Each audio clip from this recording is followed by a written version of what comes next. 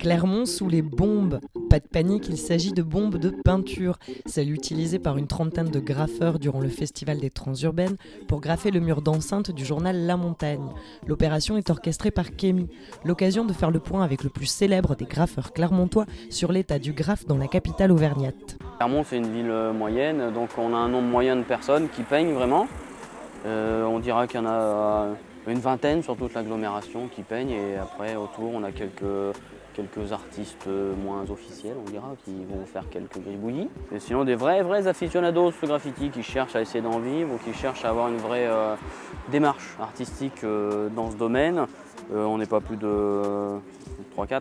Parmi ces artistes qui sévissent depuis le milieu des années 90, TDI, PEF ou encore Kémy ont largement contribué à faire entrer le graphe dans le quotidien de notre paysage urbain.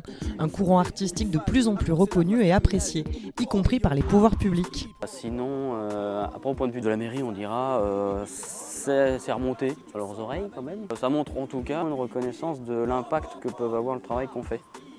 Voilà. Parce que là, on comprend que ça peut être. Les politiques ont compris que ça pouvait leur servir, donc il y avait un vrai intérêt du public pour ça.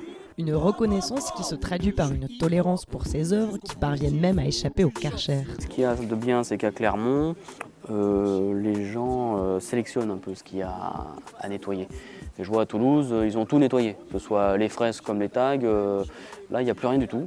Il n'y a eu aucune tolérance, alors qu'à Clermont, ils ont essayé d'être intelligents quand même. Où ils ont gardé des fresques, on voyait que c'était quand même une vraie démarche artistique. Maintenant dans la rue, on lève les yeux de ses baskets et on regarde les murs. Allez, tous à vos bombes. Jusqu'à la fin du set en concert.